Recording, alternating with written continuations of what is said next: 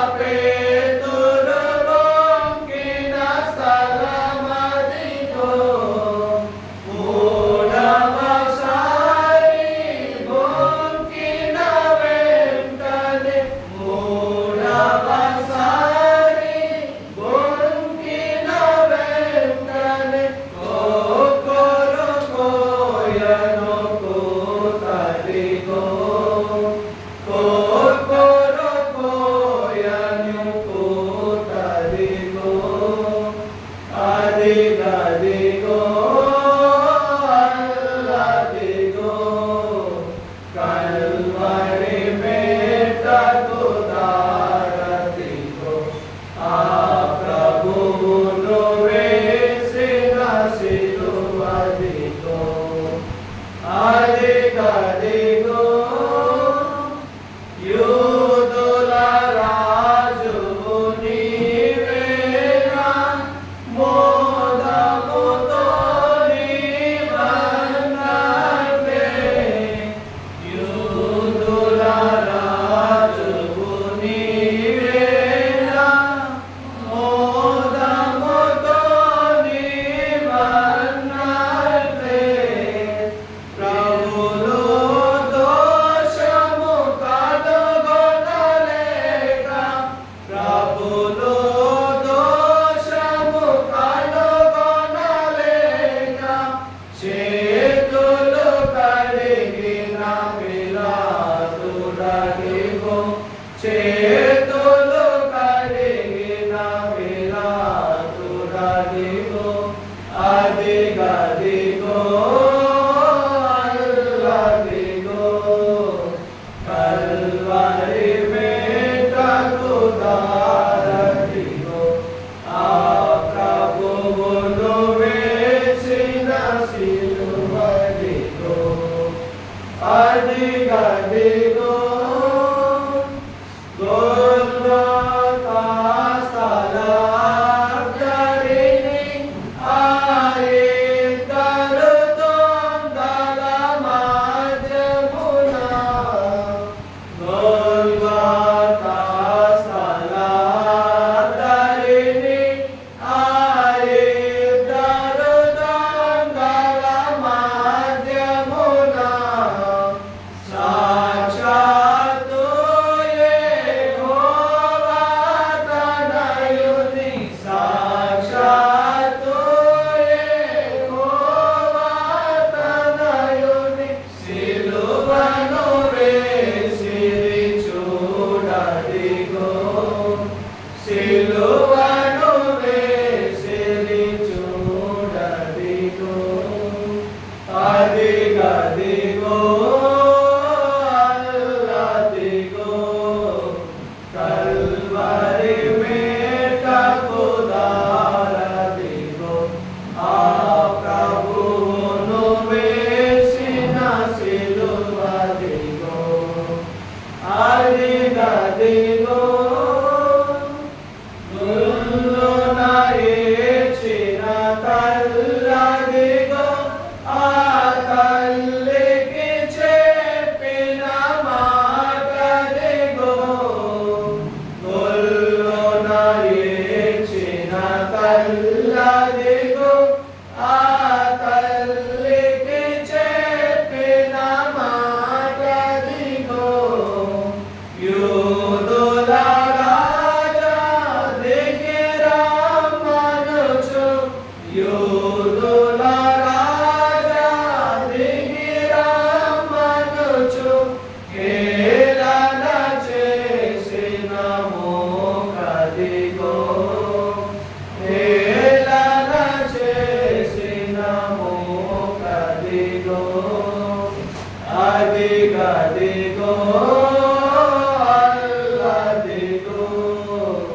Calvary మేటకు దారదిగో ఆ ప్రభువును వేసిన సిలువదిగో అదిగదిగో దాహము గొలుచున్నాననుచు ప్రాణము విడిచెను పావనుడు దాహము గొలుచున్నాననుచు ప్రాణము విడిచెను పావనుడు పరిశుద్ధుడు మన రాక్షకుడేసు పరిశుద్ధుడు మన రాక్షకుడేసు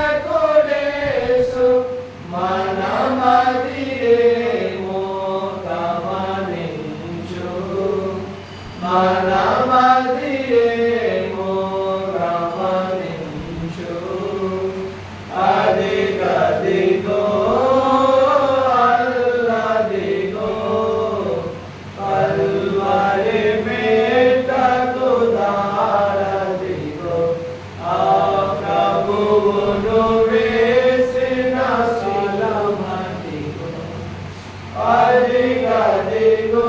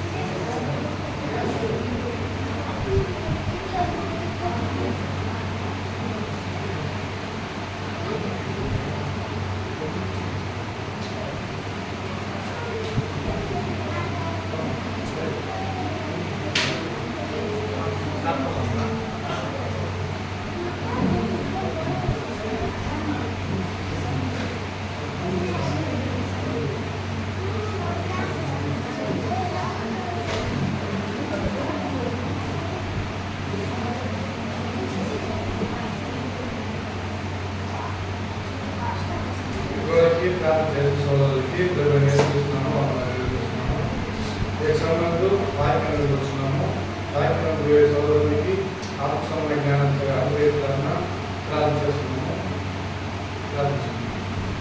పొలంలో నీతి న్యాయ పరిపాలన చేస్తున్నాము గొప్ప తండ్రి ఇంతవరకు తల్లిని కాచి కాపాడి భద్రపరిచి ఏదైనా తల్లి కలుసుకొని మీ వాక్యాన్ని మీరు ఏర్పాటు చేసిన సమయాన్ని బట్టి తల్లి ప్రదర్శించుకుంటున్నాం తండ్రి ఇదిగో తండ్రి అనేక సోదరులు తండ్రి ఈ యొక్క వాక్యాన్ని రకరకాల గుణాలను జీవించినట్టుగా మా సహాయం దయచేయండి తండ్రి ఇదిగో తండ్రి ఈ యొక్క వాక్యం అనేది మా ఆత్మ సంబంధుల తండ్రి ప్రయోజనకరంగా ఉన్నట్లుగా అదే విధంగా తండ్రి ఆ యొక్క వాక్యాన్ని మొదలుగా ఉంచుకొని రకరకాల యొక్క గుణాలను జీవించడానికి మా సహాయం దయచేయండి తండ్రి ఈ యొక్క వాక్యం ప్రకారం జీవితాన్ని జీవించి ఇదిగో తండ్రి మాకు కావాల్సిన యొక్క మీరు ఇచ్చే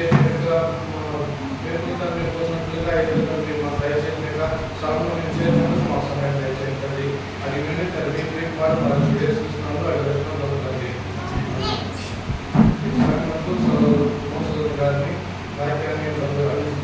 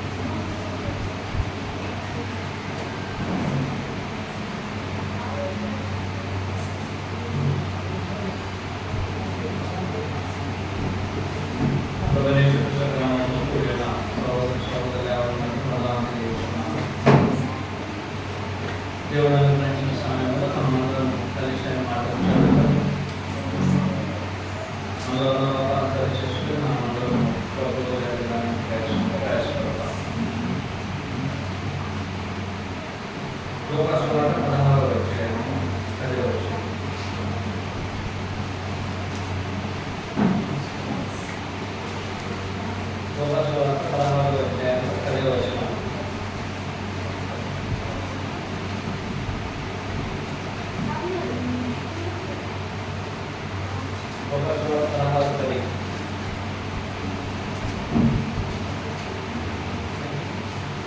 మిక్కిలి కొంచెంలో నమ్మకంగా ఉన్నవాడు ఎక్కువలోనూ నమ్మకంగా ఉండడు.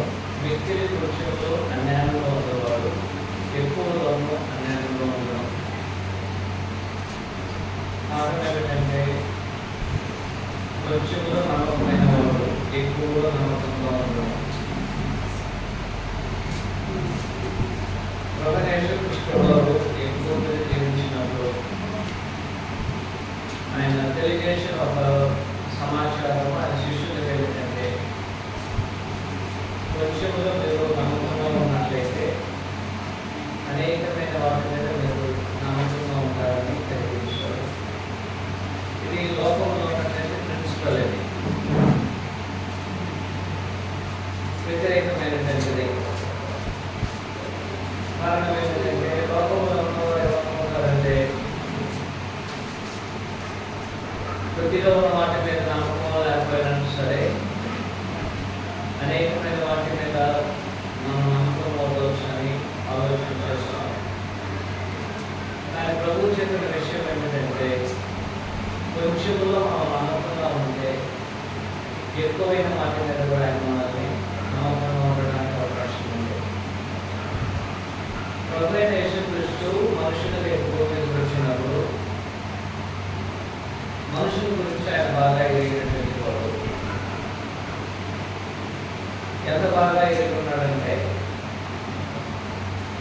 మనుషులు మొదటిసారి చేసేదానికన్నా రెండోసారి చేసేది మేలుకరంగా చేస్తాడని ఎరుగున్నాడు. రెండోసారి చేసేదానికన్నా మూడవసారి చేసేది ఇంకా బాగా చేయగలడనే విషయంలో ప్రభువు ఎరుగుతున్నారు. కారణం ఏమిటంటే మనుషుడు ఎల్లప్పుడూ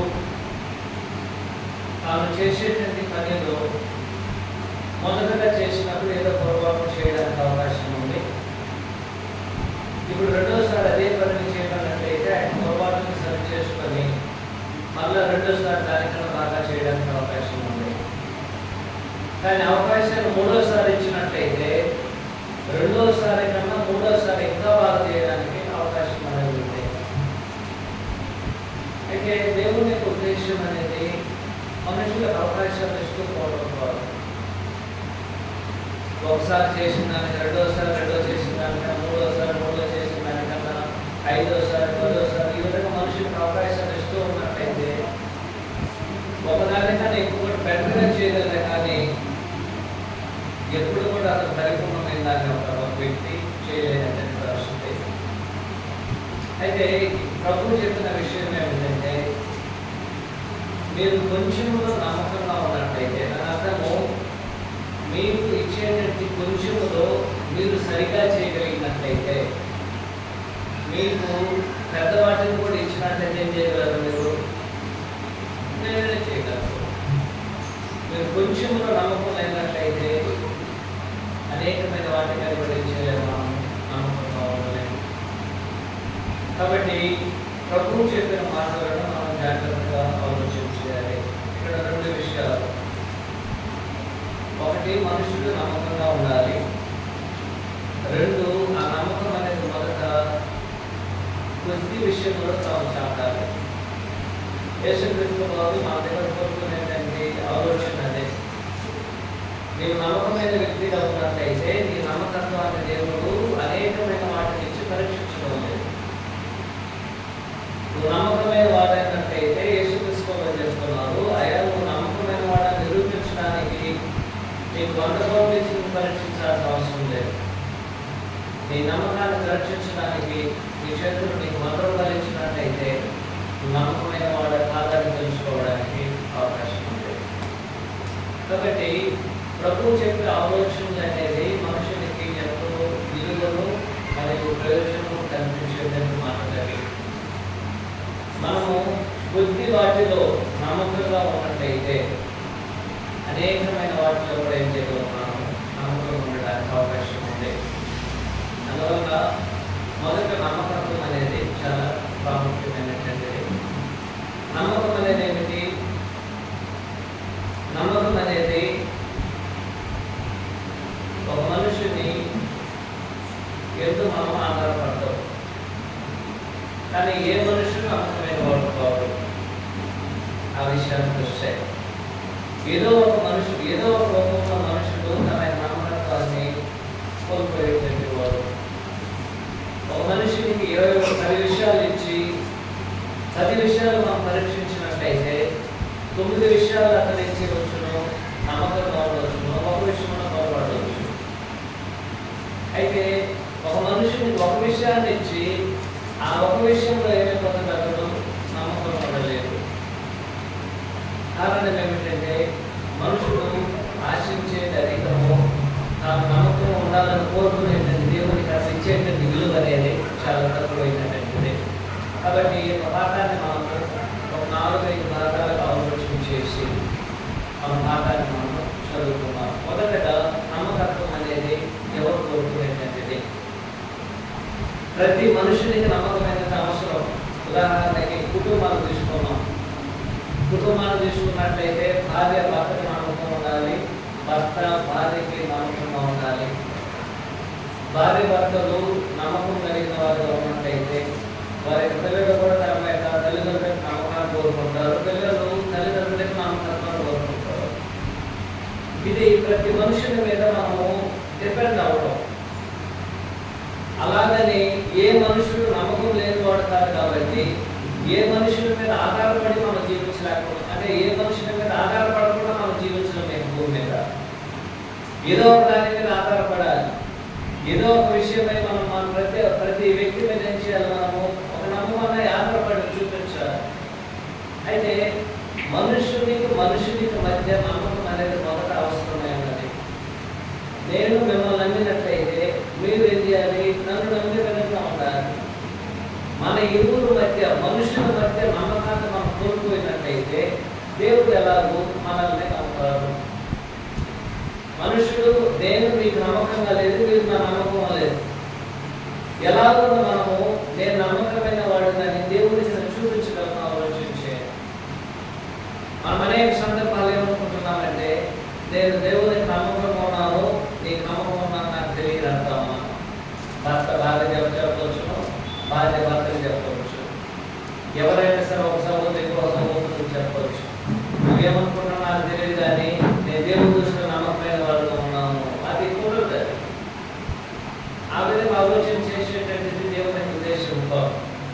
మొదటగా మనుషుడు ఇంకొక మనుషునికి నమ్మకమైన వాడుగా ఉండాలి. చూసేటటువంటి ఒక మనుషునికి నేను నమ్మకంగా కనపడలేనట్లయితే చూడని దేవునికి ఎలాగో నువ్వు నమ్మకంగా ఉండగలవు? ఖచ్చితంగా ఉండలేవు. కాబట్టి దేవుడు నమ్మకమైన వారిని కోరుకుంటున్నాడంటే ఆయన లేఖనాలు తెలియజేసినట్లుగా మిక్కిలి కొంచెంలో నమ్మకంగా ఉండేవాడు ఎక్కువలోనూ నమ్మకంగా ఉండును. దాని అర్థం ఏమిటి? ఒక చిన్న వ్యక్తి, ఒక వ్యక్తి విషయంలో నువ్వు నమ్మకంగా కలిగి ఉన్నట్టయితే నువ్వేం చేయగలవు? దేవుని విషయంలో కూడా నమ్మకం కలిగి ఉండగలవు. నువ్వు ఒక వ్యక్తి విషయంలో నమ్మకం లేనట్లయితే దేవుని విషయంలో కూడా ఏం చేయలేము, మనము నమ్మకంగా ఉండలేము.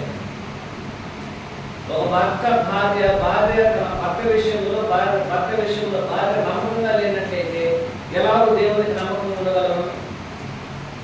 ఉండలేదు, అసాధ్యం. అది యేసుక్రీస్తు వారు ఇచ్చేటువంటి ఆలోచన అదే. మొదట మనుషుడు నమ్మకమైన వాడుగా జీవించాలి. ఆ మనుషుడు నమ్మకమైన వాడుగా జీవించగలిగినప్పుడు మాత్రమే ఆ నమ్మకం అనేది ఏం చేస్తుంది? ఇప్పుడు దేవుడు కూడా నమ్మకాన్ని ఏం చేయగలడు? ఆయన నమ్మగలడు. దేవుడు ఒక మనుషుడు నమ్మాలనుకున్నట్లయితే ఎలా నమ్మలేదు?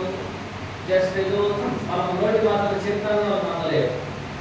మనం భూమి మీద జీవించినప్పుడు మనము ఏ మనుషునికి నమ్మకంగా జీవిస్తున్నామో, ఏ మనుషుడు మనకు నమ్మకంగా జీవిస్తున్నాడో దానికి ఆధారం లేనట్లయితే దేవుడు మన యొక్క నమ్మకత్వాన్ని ఏం చేయలేడు? కాల్కులేషన్ చేయలేదు. అందువలన మొదటి ఆలోచన ఏమిటంటే మనుషునికి ఇంకొక మనుషుడు నమ్మకంగా ఎదురుకుండా జీవించాలి. అందుకని చెప్తున్నాడు కొంచెంలో నమ్మకంగా ఉండడం. 100 మందిని గురించి ఆలోచన చేయాలి. 100 మందిని గురించి నేను నమ్మకం ఉన్నాను లేదని రెండోది. మొదటగా నేను ఆలోచన చేయాల్సింది ఒక మనుషుని విషయంలో, ఒక కుటుంబ విషయంలో, ఒక స్థానిక సంఘ విషయంలో, ఒక గ్రామ విషయంలో నేను నమ్మకంగా ఉండగలిగినప్పుడు అనేక మందికి నేను నమ్మకం ఉండడానికి అవకాశం ఉండదు. రెండో పాయింట్ ఏమిటంటే, ఈరోజు నేను నమ్మకంగా ఉండగలిగినప్పుడు రేపటి కూడా నేను నమ్మకంగానే ఉంటాను అని చెప్పేది. కొంచెం నువ్వు నమ్మకంగా ఉంటే అనేకమైన వాటి మీద నువ్వు నమ్మకంగా ఉంటావు. దాని అర్థం ఏంటంటే, ఈరోజు నేను నమ్మకంగా ఉన్నట్లయితే రేపు ఏం చేస్తాను, నేను నమ్మకంగా ఉంటాను. మనం ఏం చెప్తాము, ఈరోజు ఒకవేళ మీరు నన్ను నమ్మకపోవచ్చు, రేపు నేను నమ్మకంగా ఉంటాను.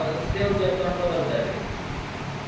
ఈరోజు నీకు అనుగ్రహించబడిన దినము, ఈ దినములో నీ సహోదరునికి, నీ సహోదరికి, నీ కుటుంబానికి, నీ భార్యకి, నీ యొక్క పిల్లలకి, నువ్వు ఉన్నటువంటి సమాజానికి నువ్వు నమ్మకంగా ఈనాడు జీవించగలిగినప్పుడు దీనిని బట్టి నువ్వు రేపటికి ఎలాగో జీవిస్తున్నావో ఆలోచన చేయడానికి అవకాశం ఉంది. ఈరోజు నేను నమ్మకంగా జీవించలేను, నాకు వీలు పడదు, రేపటి నుంచి జీవిస్తానంటే కుదరదు. ఈరోజు నేను జీవించాలి.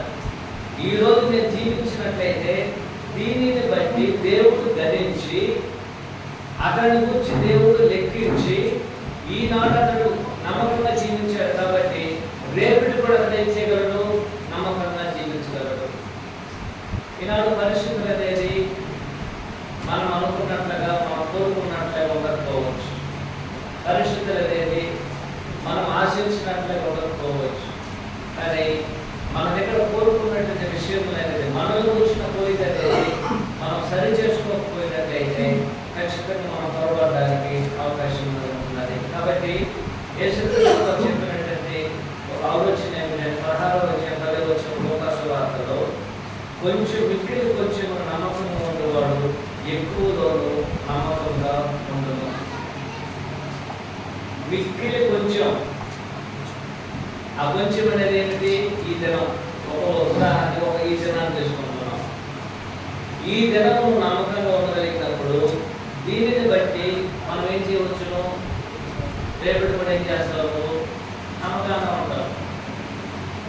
మనం అనేక సందర్భాలు చెప్పవచ్చు కదా, మనం అనేక సందర్భాలు చెప్తూ ఉంటాం. మన కంటే ఉన్నటువంటి బాగా ఈ రోజు నన్ను వదిలే, రేపు నుంచి నమ్మకంగా ఉంటాను, అది అంగీకరించబడదు. ఈరోజు నేను నమ్మకంగా ఉండాలి, రేపటికి నేను నమ్మకంగా ఉంటాననే ఒక ఆలోచన అనేది ఉంటుంది. దాని అర్థం ఏమిటి?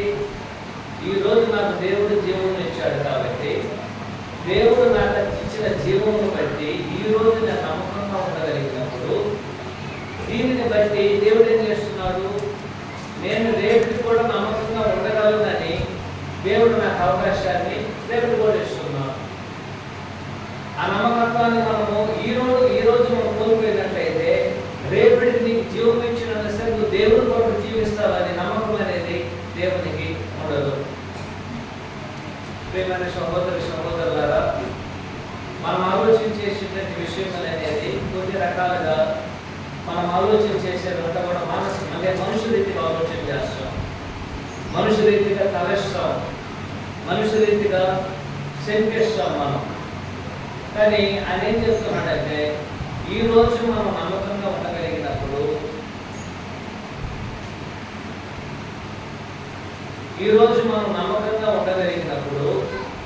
మనం ఖచ్చితంగా రేపటికి నమ్మకం ఉంటామని అని తెలియజేయడం జరుగుతున్నాడు. మూడో పాయింట్ ఏమిటంటే, మొదటి పాయింట్ ఏం చెప్పామంటే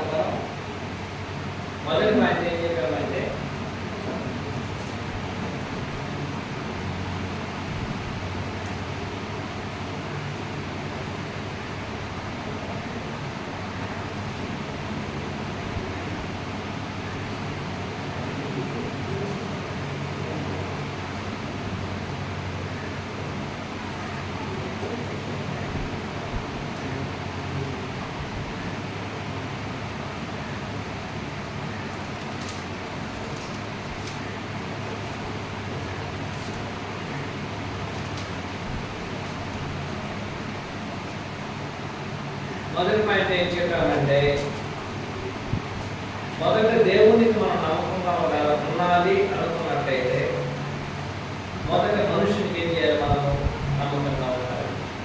అదే దేవుడు కోరుకునేది. దేవునికి మనం నమ్మకంగా ఉంటాము అనేటువంటి ఒక భావన మంచిదే. ఆ భావన దేవునికి ఎప్పుడు కలుగుతుందంటే మొదట మన మనుషునికి నమ్మకంగా ఉండగలిగినప్పుడే. రెండోది అని చెప్తున్నారు, ఈ రోజు నేను నమ్మకంగా ఉండగలిగినప్పుడు దీనిని బట్టి దేవుడు నన్ను ఏం చేస్తాడు? రేపు కూడా నేను నమ్మకంగా ఉండగలనని దేవుడు నా గురించి గ్రహించడానికి అవకాశం అనేది ఉంటుంది. మూడో పాయింట్ ఏమిటంటే, ఒక నమ్మకమైన వాడు, అది ఏ వ్యక్తి అయినా సరే, మొదట మన నమ్మకాన్ని చూస్తున్నాం. ఒక నమ్మకమైనటువంటి వ్యక్తి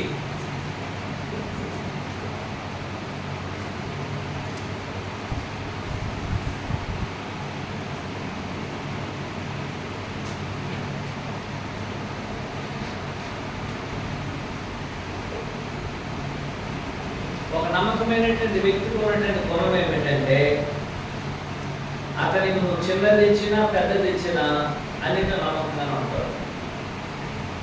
ఇక్కడ ఆయన ఏం చెప్పాడు? ఆయన కొద్దిగా కొంచెమైన వాటిలో మిక్కిలి కొంచెంలో నువ్వు నమ్మకంగా ఉన్నట్టయితే ఆయన దానిని బట్టి ఏం చేస్తున్నాడు? దానిని బట్టి అతను ఎన్ని వాటిలో నమ్మకంగా ఉండగలరో కాల్కులేషన్ చేస్తున్నాడు ఆయన. మీరు మిక్కిలి కొంచెంలో నమ్మకంగా ఉండేవాడు ఎక్కువలోనూ ఏం చేస్తారు? అతను నమ్మకంగా ఉండును. ఇప్పుడు ఇతను ఎక్కువగా నమ్మకంగా లేదు ఇప్పటివరకు, కానీ ఇతడు దేంట్లో నమ్మకంగా ఉన్నాడు? కొంచెంలో నమ్మకంగా ఉన్నాడు. ఇతడు కొంచెంలో నమ్మకంగా ఉన్నందువలన దీనిని బట్టి దేవుడు ఏం చేస్తున్నాడంటే, ఎక్కువ వాటిలో కూడా ఇతను నమ్మకమైనగా వాడుగా ఉంటాడని ముందుగా ఏం చేస్తున్న గురించి తీర్మానిస్తున్నాడు. కారణం ఏమిటంటే, ఒక నమ్మకమైనటువంటి వ్యక్తి అతనికి కొంచెం ఇచ్చినా ఎక్కువ ఇచ్చినా అతను ఎలాంటి వాడు? అతడు నమ్మకమైన వాడు కాబట్టి అది కొంచెమో ఎక్కువ చేసే తారతమ్యం అనేది తనకి ఎన్నడూ కూడా ఉండదు. ఆ తారతమ్యం అనేది ఏం చేయబడదు, ఎన్నడూ ఉండదు. నువ్వు ఎక్కువ ఇస్తున్నావా తక్కువ ఇస్తున్నావా, నీకు ఎక్కువ ఇవ్వబడింది తక్కువ ఇవ్వబడింది అంటే వ్యత్యాసాన్ని ఎన్నడూ కూడా ఏం చేయడు అతడు చూసేటువంటి వాడు కాదు. మత్తయి సువార్త 25వ అధ్యాయము 23వ వచనంలో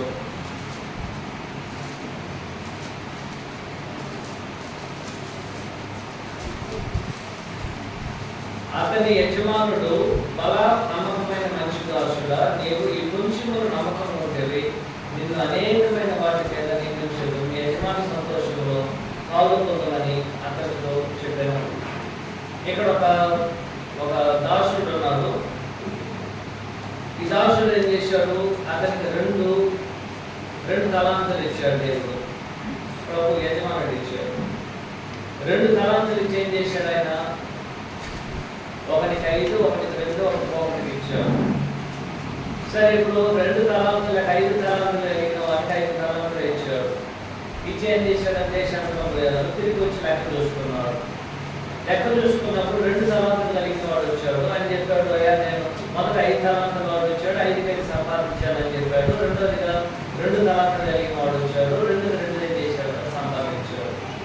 అంటే ఆ 2 తలాంతుల్లో అతను నమ్మకంలో ఉన్నందువలన అతని గురించి యజమానుడు ఎంతగా కాల్కులేషన్ చేశాడు గమనించాడు. నువ్వు రెండింటిలో నమ్మకంగా ఉన్నావు కాబట్టి ఇతడు ఎన్నింటిలో కూడా నమ్మకంగా ఉండగలడు. ఎన్ని ఇచ్చినా సరే అని చెప్తున్నాడు గమనించాడు. నీకు కొంచెం నమ్మకం ఉంటే కనుక నిన్ను అనేకమైన వాటిని ఏం చేస్తాను? నేను నియమిస్తాను. కారణం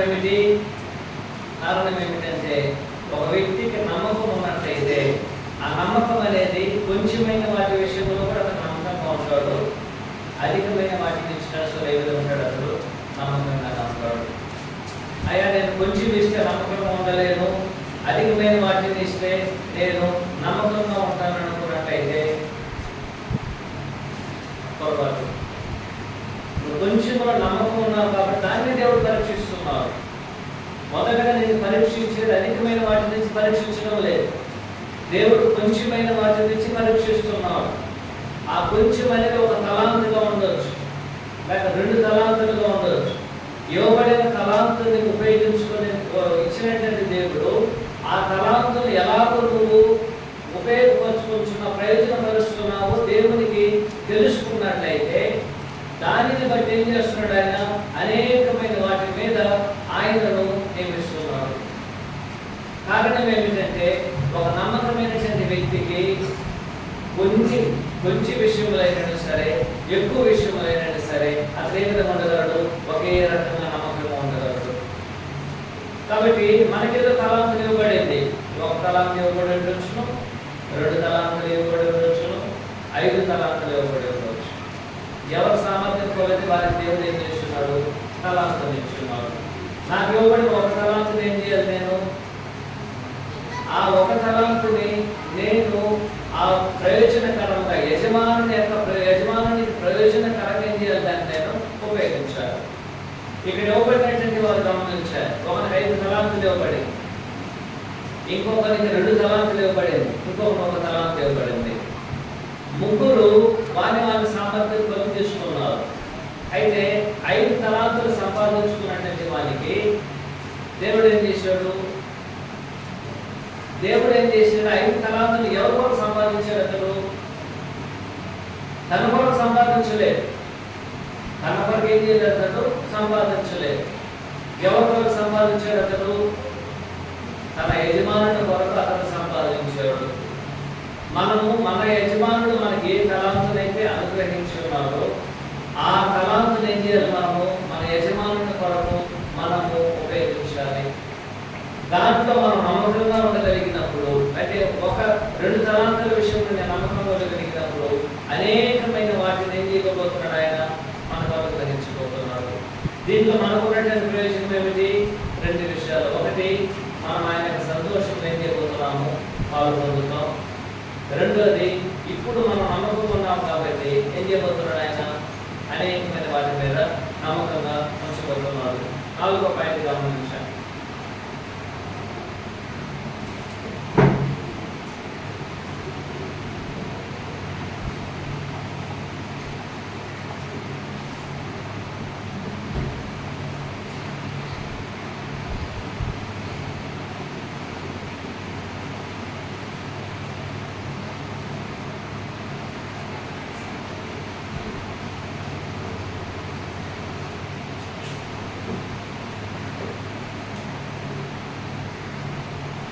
ఒక వ్యక్తి కొంచెం మాట నమ్మకంగా ఉన్నాడు.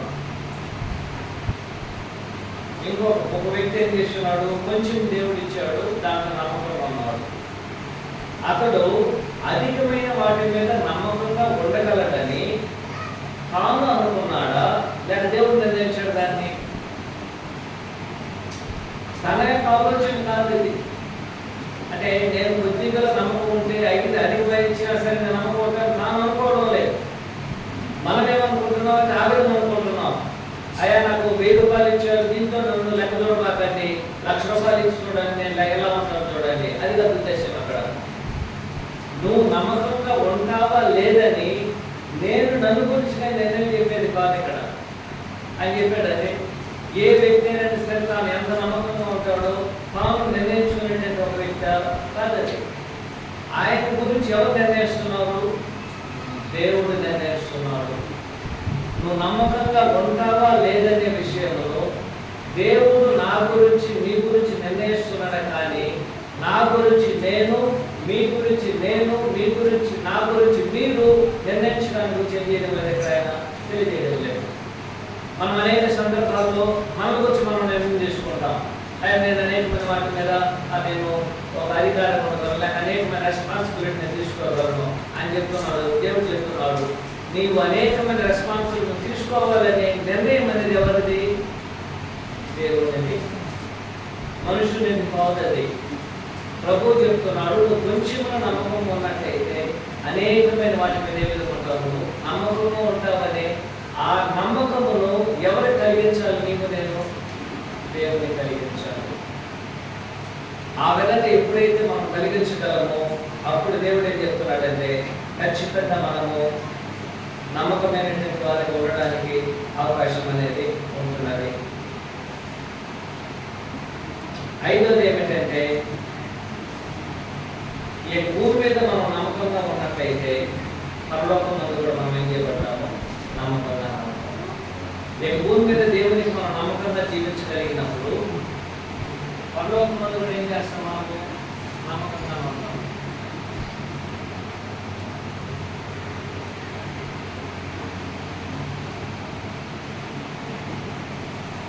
ఈ భూమి మీద అని చెప్పేసి కొంచెం నమ్మకం ఉండడం, ఈ కొంచెం కాలంలో, ఈ భూమి మీద జీవించే కొంచెం కాలంలో మనం నమ్మకంగా ఉండగలిగినప్పుడు నిత్యత్వంలో మనం ఏం చేయగలము? నమ్మకంగా ఉండగలమని దేవుడు మన గురించి ఆలోచన చేస్తున్నాడు. దాని అర్థం ఏమిటి? మనం భూమి మీద జీవించేది కొద్ది కాలమే. ఈ కొద్ది కాలంలోనే దేవునికి, నమ్మకమైన సృష్టికర్తకి మనలో మనం అభివృద్ధించుకోకుండా, మనము దేవుని కొరకు జీవించకుండా, దేవునికి నమ్మకమైన వారిగా మనము ఉండకుండా ఉన్నట్టయితే ఖచ్చితంగా నిత్యత్వంలో కూడా ఏం చేయం? మనము దేవునికి నమ్మకం మనము ఉండలేము. ఈ 5 ఆలోచనలు ఒకసారి మీరు జాగ్రత్తగా ఆలోచించే. ఈ 5 ఆలోచనలు ఏమిటి అని చెప్తున్నాడు. ఒకటి, మనం అందరం భూమి మీద నమ్మకంగా ఉండాలి. భూమి మీద మనం ఏం చేయాలి? నమ్మకంగానే ఉండాలి. ఎవరెవరికి నమ్మకంగా ఉండాలి మనము అని చెప్తున్నాడు. మొదట మనుషునికి మనం నమ్మకంగా ఉండాలి. ఏ మనుషుని నమ్మకంగా ఉండాలి? ఏ మనుషునికైనా సరే మనం ఎవరు నమ్ముతారో వారికి మనం నమ్మకంగా జీవించాలి. దాని అర్థం ఏమిటి? ఒక విషయంలో కాదు, ఒక విషయంలో ఒక మనుషుని మనం నమ్మడం అంటే అనేకమైన విషయాలే కాదు. ఒక విషయంలో, ప్రతి విషయంలో కూడా ఏం చేయకుండా నేను నమ్మాలి. నా మనుషులు నా మీద నమ్మించకపోయినట్టయితే, మనుషుని నేను నమ్మించకపోయినట్టయితే, మనుషులకు నేను నమ్మకంగా జీవించకపోతే, ఇతర మనుషులకు నేను నమ్మకంగా ఉండకపోయినట్టయితే ఎవరికి నమ్మకంగా ఉండలేను? నేను దేవునికి ఖచ్చితంగా నమ్మకంగా నేను ఉండలేను. ఆ సత్యం అనేది మొదటి ఆలోచనగా మనం గుర్తించాలి. ఈనాడు క్రైస్తవ జీవితం అనేది మనం కోరుకున్నట్లు ఉండకపోవచ్చు, మనం ఆలోచన చేసినట్లుగా ఉండకపోవచ్చు. ఈనాడు అనేక మంది ఏం చేస్తున్నారు? దేవునికి మనం లోబడకుండా మనల్ని దారి తప్పించేటువంటి వారుగా ఉన్నారు. దేవుని కొరకు జీవించకుండా మనల్ని దూరపరిచేటువంటి వారు ఉన్నారు. అయితే మొదట మనుషులకి ఏం చేయాలి? నేను నమ్మకంగా నడుచుకోవాలి. దానికి ఎక్కడి నుంచి మనం ప్రారంభించాము? భార్య భర్తల నుంచి ప్రారంభించాము.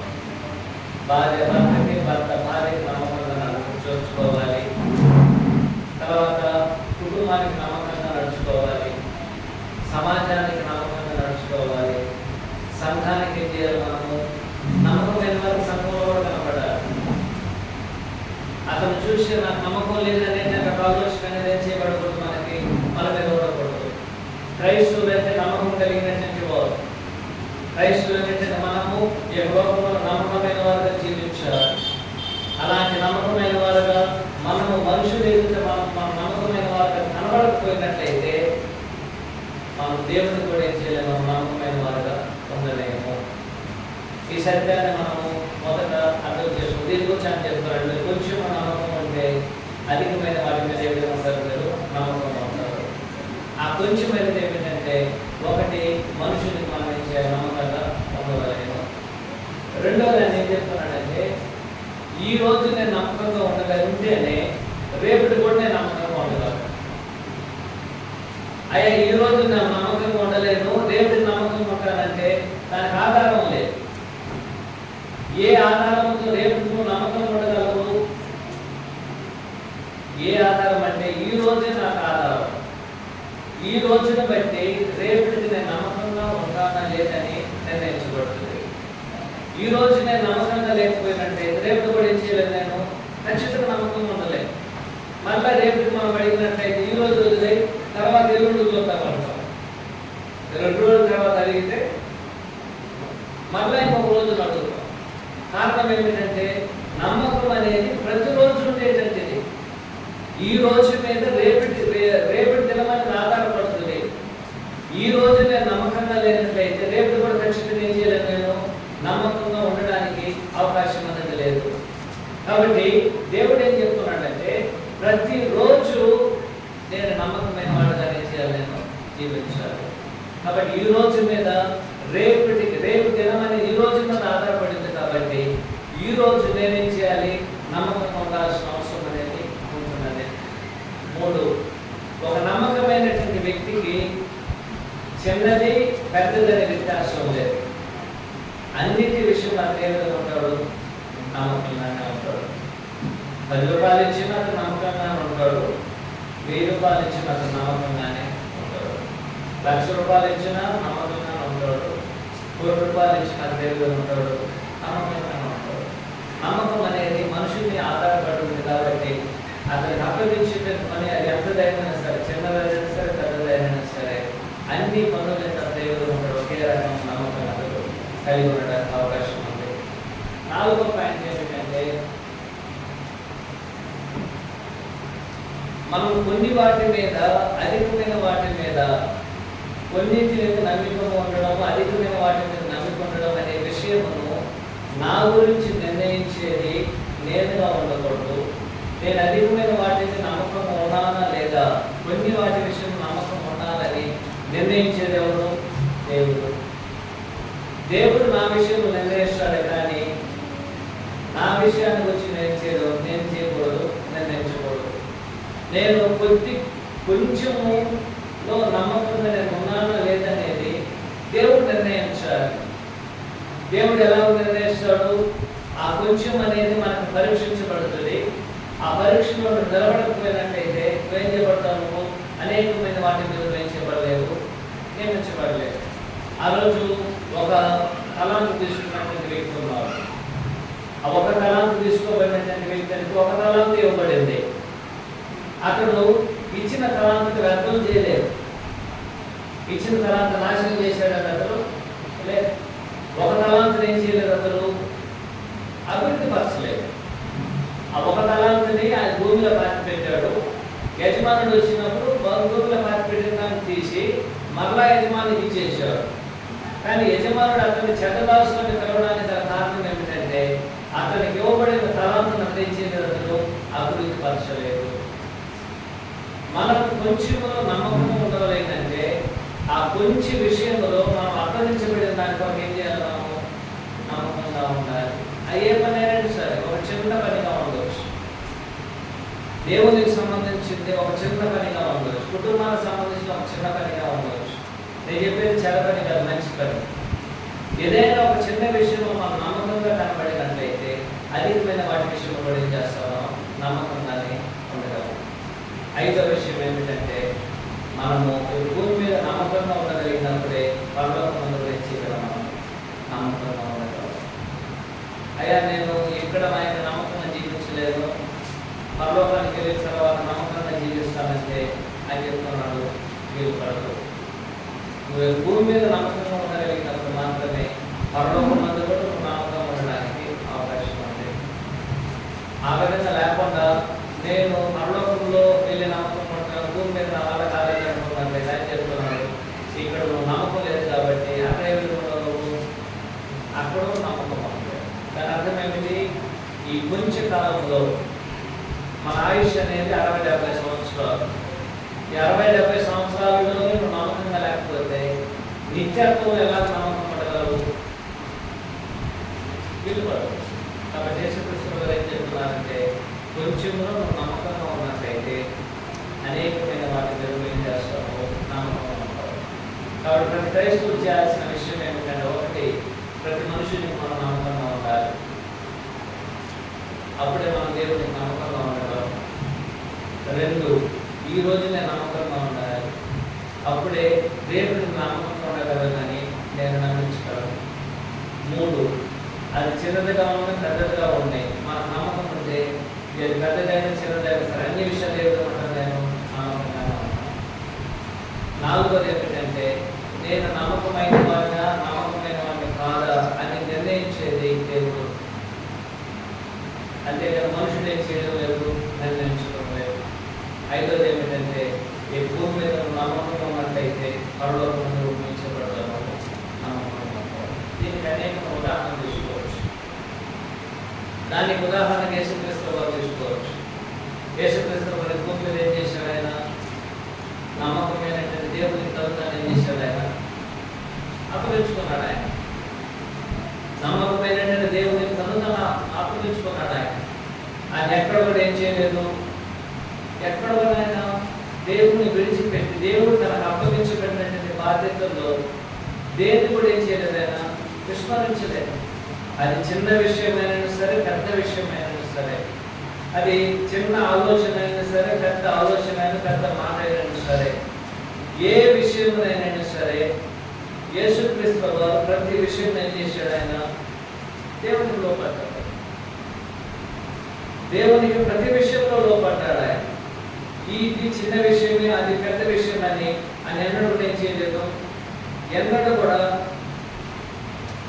ఆయన వివరించి చూడలేదు.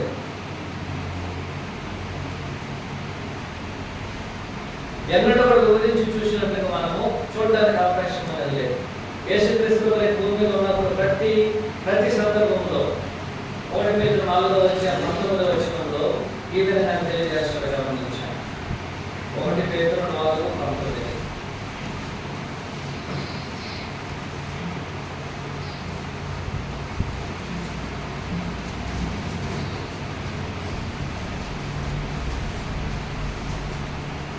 కాబట్టి దేవుని చిత్త ప్రకారం బాధపడేవారు సత్క్రియలు కలిగిన వారి నమ్మకమైన సృష్టికర్తకు తమ ఆత్మలను అప్పగించుకోవలేము.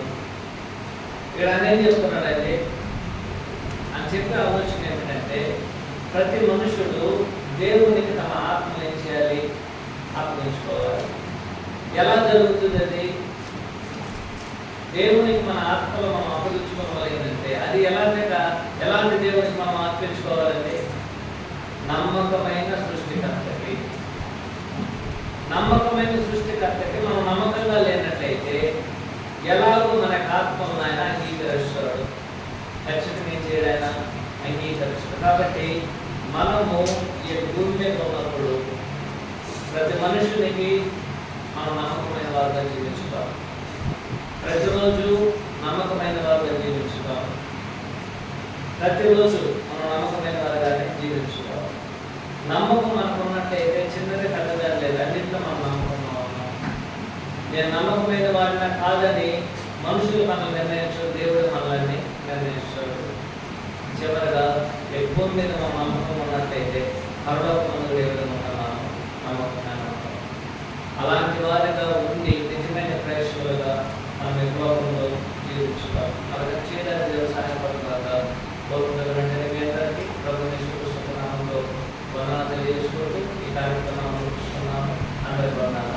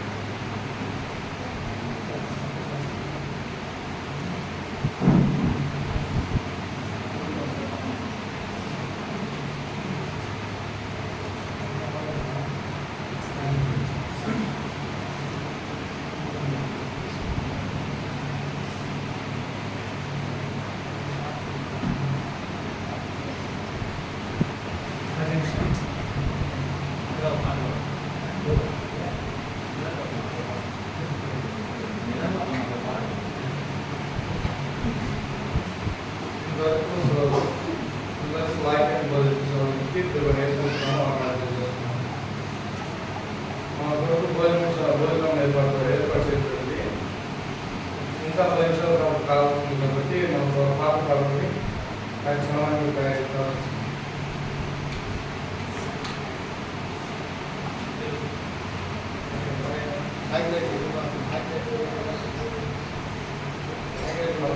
పాటలు పాడవలసిందిగా వారిని నాయకులని ప్రారంభం.